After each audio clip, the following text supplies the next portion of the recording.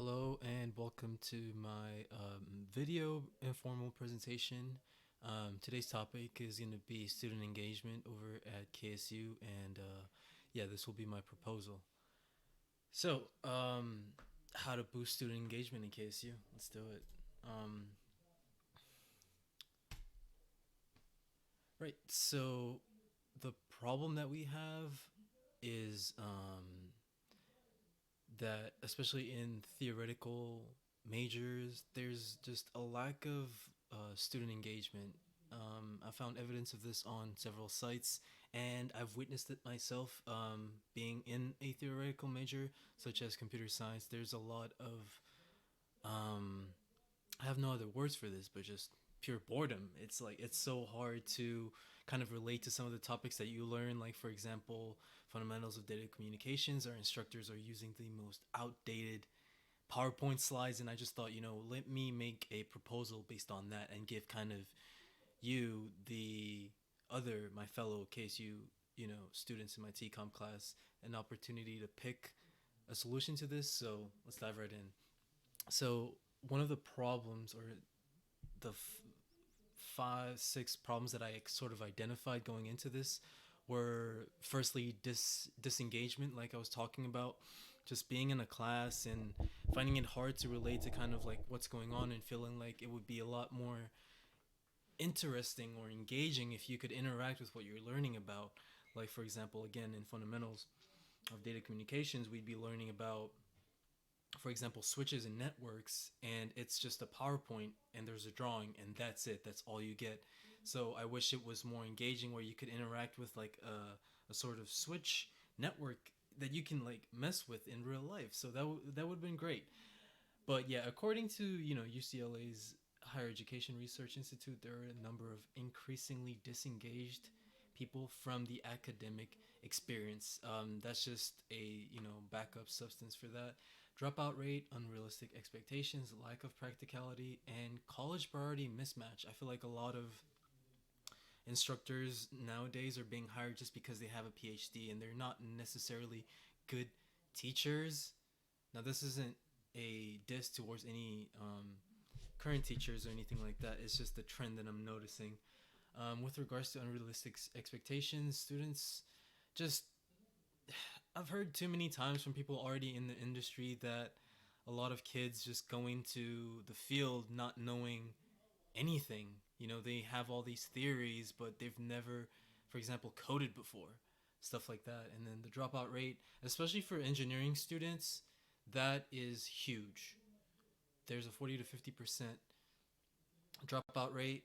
That's simply because, and I remember watching a video, they were talking about this. They said that it's due to the fact that a lot of mechanical engineering is all theoretic and there's not enough practicality. And I saw one university that had built like some kind of workshop to kind of alleviate that, where the students would be interacting with what they're learning about. And then when it comes to practicality, obviously, like I mentioned, being able to interact with what you're learning would be great. That's as far as I'll go about in depth for the rest of this presentation, and from here on out, I'll just be going briefly over the slides. So let's continue. Some of these solutions to all of these problems would be field trips, which is my favorite. I think going to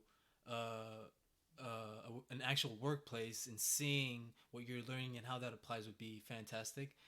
Um, it's expensive to implement, and to manage from what the little research that I did. And but it is the like most effective when it comes to like planning, and depends heavily.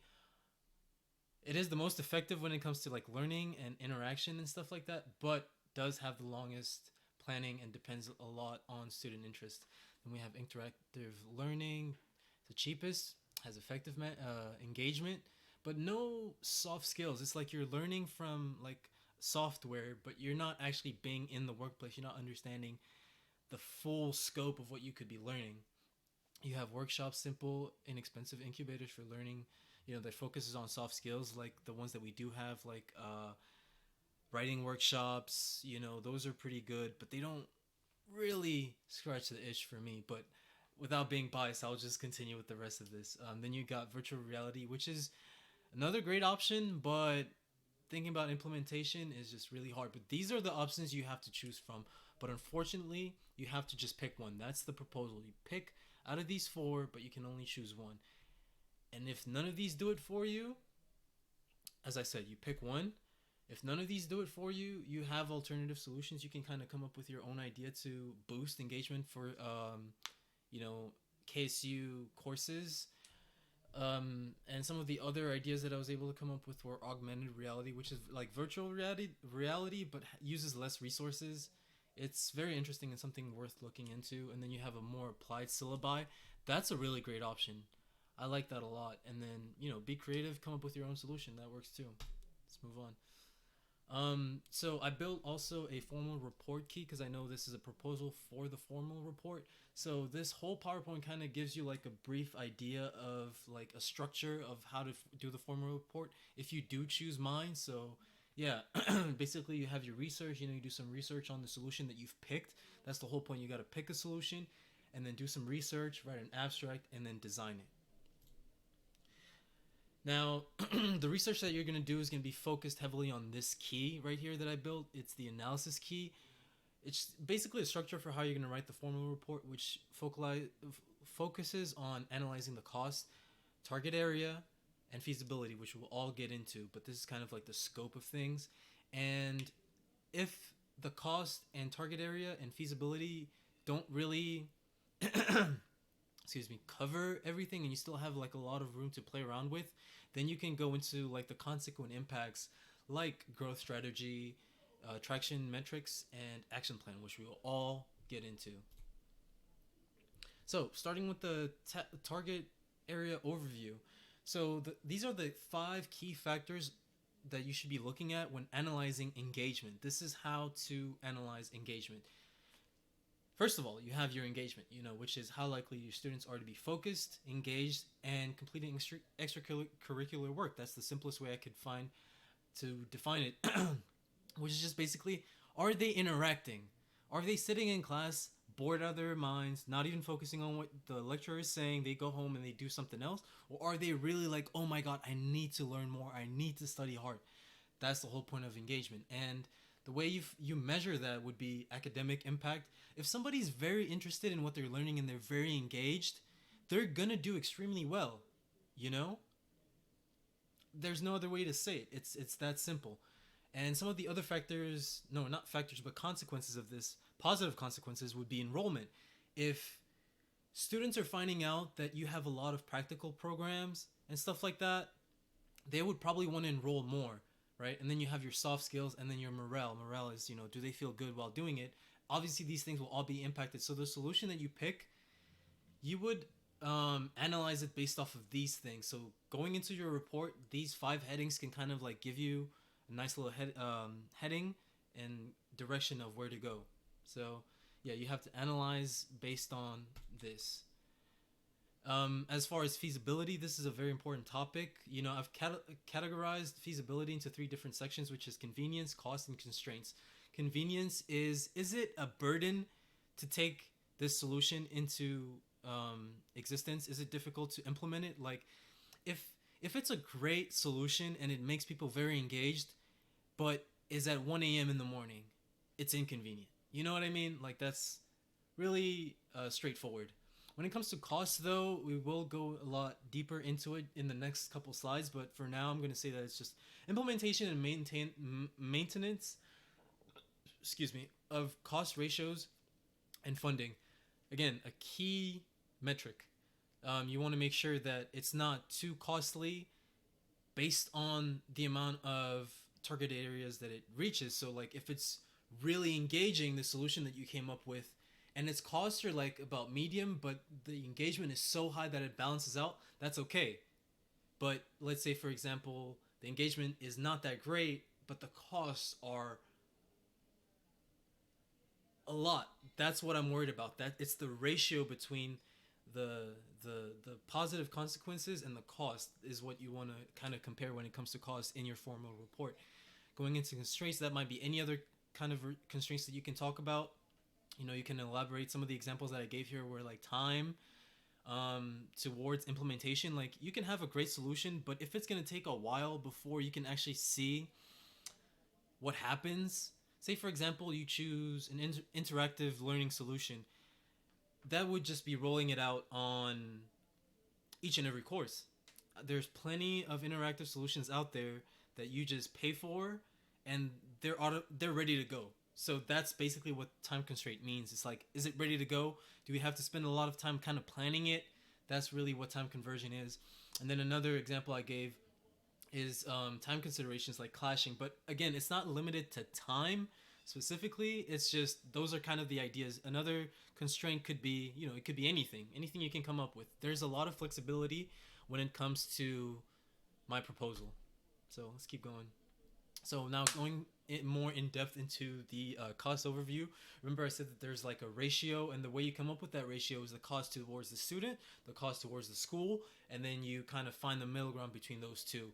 Because it's one thing if it's very costly to the school but very cheap for the student, it's not really a good cost ratio. So you might want to take that into consideration, and vice versa. If it's very expensive for the student but very cheap for the school, it's not really that great. So yeah.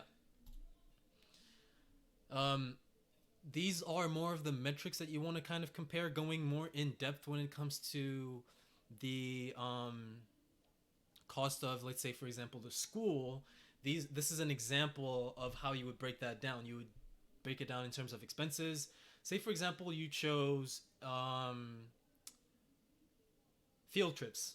Again, my favorite. I kind of gave you an example, a breakdown of how you would break that, how you would interpret that. So you'd have, for example, the bus fee, the tour guide, industry professional, and a field trip department. That's what that stands for. And then I kind of like broke it down to like a yearly expense and how much it would cost roughly. So it's kind of like your job to pick a solution and then kind of break that down in terms of that. And then you also have the growth estimates. So again, like I mentioned, if the impact and the consequences versus cost ratios are good, let's say there's a good ratio, there's more in than out, that's good. It's not necessarily by expense itself, but if it's worth it, then it's probably worth looking into if there's a lot of growth over the years. We'll talk about growth later as well. And another part that falls into kind of like the cost considerations are the funding. If your project or solution is very costly, but there's a substantial amount of funding, then that kind of would balance out and give you a greater ratio or a better ratio in terms of cost. So definitely take that into consideration. Some examples are campaigns that we can have on campus, semester fees. I'm very reluctant to, but they are options, so I just listed them there. Increased tuition, again, this is more towards the student. And then one-time per payment trip, that's another way to get funding. Also the government can do funding. I don't know. You can come up with something.